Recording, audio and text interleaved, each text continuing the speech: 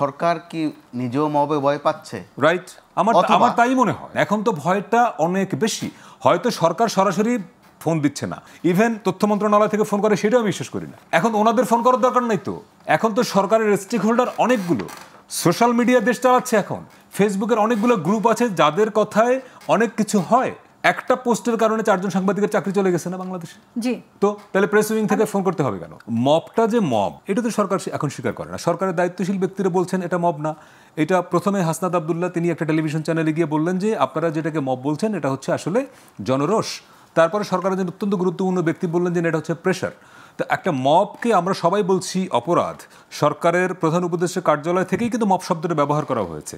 স্বরাষ্ট্র উপদেষ্টা নিজেই শব্দটা বলেছেন মব। সেনাবাহিনী সেনা সদর থেকে ব্রিফিংয়ে বারবার বলছে মব। তাহলে সরকারের দায়িত্বশীল কেউ কেউ কি করে বলেন যে এটা মব না, এইটা হচ্ছে প্রেশার? তাহলে আপনি যখন একটা মবকে, একটা অপরাধকে বলছেন যে এটা হচ্ছে প্রেশার বা এটা হচ্ছে জনরোষ, তার মানে আপনি মবকে জাস্টিফাই করছেন। তাহলে আপনি বলেন যে হ্যাঁ এই মব যারা করছে, কামাল ভাই বলেন যে তারা কোন দলের কেউ স্বীকার করছে না, সরকারও তো এদেরকে তাহলে ধরছে না কেন?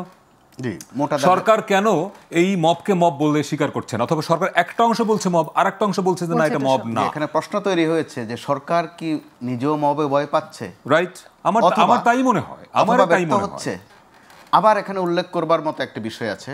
সেনাপ্রধান প্রথম যখন একদিন হুঁশিয়ারি উচ্চারণ করলেন, আমরা খেয়াল করেছি হুঁশিয়ারির পর 2-3 দিন কিন্তু মব নামক কিছু দেখিনি, বা ওই তৎপরতা আমরা দেখিনি 2-3টা দিন। তারপরে রংপুর সহ কয়েকটা জায়গায় সেনাবাহিনীর সদস্যদের খুব কড়া অ্যাকশন আমরা খেয়াল করেছি।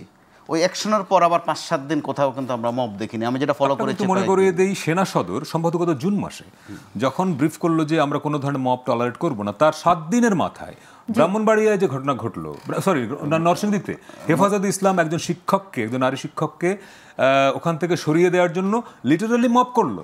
এটা সেনা সদরের ব্রিফিং এর জাস্ট 1 সপ্তাহের মাথায়। অর্থাৎ আমি ওইটাই বলছিলাম যে সেনা সদরের ব্রিফিং এর পর 5-7 দিন কিন্তু এক ধরনের একটা আমরা নমনীয়তা দেখেছি, কিন্তু ওরা আবারও মাঠে নেমেছে। সম্প্রতি কিন্তু আবারও তাদের তৎপরতা দেখা যাচ্ছে।